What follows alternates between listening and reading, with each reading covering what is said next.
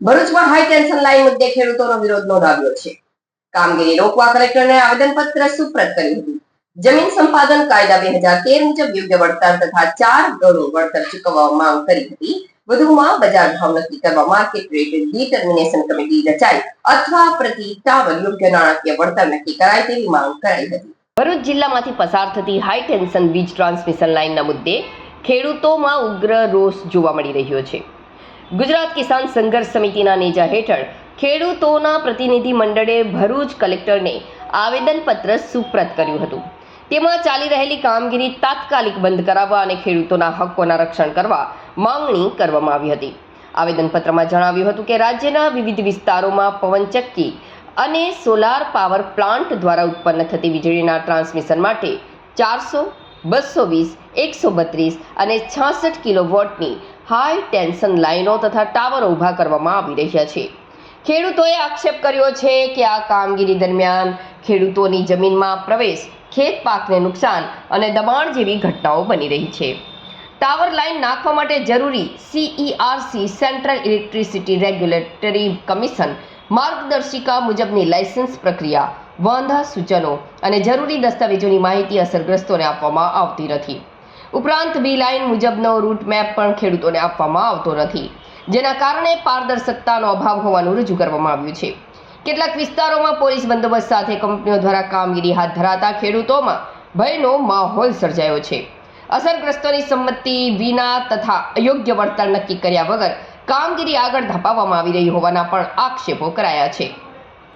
આ મુદ્દે ખેડૂતોએ માંગણી કરી છે કે ટાવર લાઇન નાખવાની હાલની કામગીરી તાત્કાલિક સ્થગિત કરાય. CERC માર્ગદર્શિકા મુજબ સંપૂર્ણ પ્રક્રિયા પારદર્શક રીતે અમલમાં મુકાય. બી લાઇન રૂટ મેપ જાહેર કરવામાં આવે.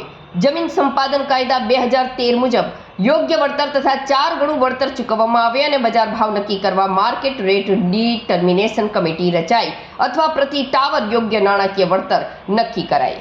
હું નૌફલ અયુબ પટેલ, સરપંચ દેતરાલ ગ્રામ પંચાયત તથા આ ટાવર લાઇન જે પાવર ગ્રીડની 765 kVની લાઇન આવી રહી છે એમાં અસરગ્રસ્ત ખેડૂત પણ શું પોતે સતત 1 વર્ષથી અમે સંઘર્ષ કરતા આવેલા છે આ લાઇન બાબતે. છતાં બી આજ સુધી સરકાર અને તંત્ર દ્વારા અમને યોગ્ય ન્યાય આપી શક્યા નથી.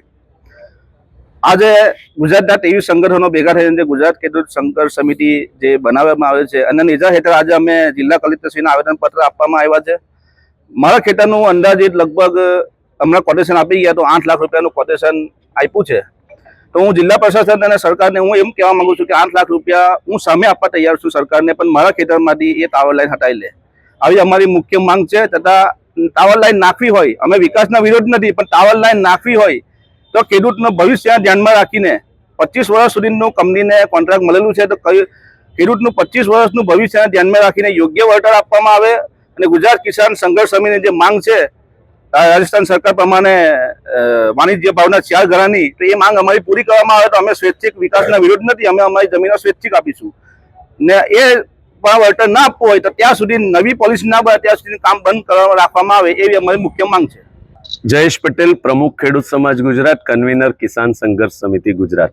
ગુજરાતના 23 ખેડૂત સંગઠનોએ ભેગા થઈને આ ટાવર લાઇન બાબતોમાં એક સંઘર્ષ સમિતિ બનાવેલી છે. એના આયોજન મુજબ દરેક 20 જિલ્લાઓમાં જે કલેક્ટર દ્વારા, વહીવટી તંત્ર દ્વારા અને પોલીસ તંત્ર દ્વારા કાયદાનું ખોટું અર્થઘટન કરીને ખેડૂતો ઉપર અત્યાચાર કરવામાં આવી રહેલો છે, એના ભાગરૂપે અમે અહીંયા આજે માગીને મુખ્યમંત્રીશ્રીને કલેક્ટરના માધ્યમથી આવેદન પહોંચાડવા માટે અહીંયા ઉપસ્થિત થયા છે. ભરૂચ જિલ્લાના તમામ અસરગ્રસ્ત તાલુકાઓના અસરગ્રસ્ત ખેડૂતો અહીંયા ઉપસ્થિત છે. અમારી મુખ્ય માંગ છે કે જે કાયદો રદ થયેલો છે અને એના દ્વારા જે કાર્યવાહી કરવામાં આવી છે એ રદ કરી દેવામાં આવે. જમીન સંપાદન કાયદો, કારણ કે 2003ના ઇલેક્ટ્રિસિટી એક્ટ ને જમીન સંપાદન કાયદો 2013 લાગુ પડે છે, એટલે એ મુજબ બજાર કિંમતના 4 ગણા અથવા તો રાજસ્થાન સરકાર દ્વારા જે વાણિજ્ય જંત્રીના 4 ગણા વળતર ચૂકવવામાં આવ્યું છે એ આપવામાં આવે. આવી નીતિ જ્યાં સુધી સરકાર લેવલે ન બને ત્યાં સુધી ખેડૂતોને લમસમ 2 કરોડ રૂપિયાનું ટાવર દીઠ વળતર ચૂકવવામાં આવે અને CERCના જે લાયસન્સ લેવામાં આવેલા છે એ ખોટી રજૂઆત કરીને લેવામાં આવેલા છે એ લાયસન્સ રદ કરવામાં આવે.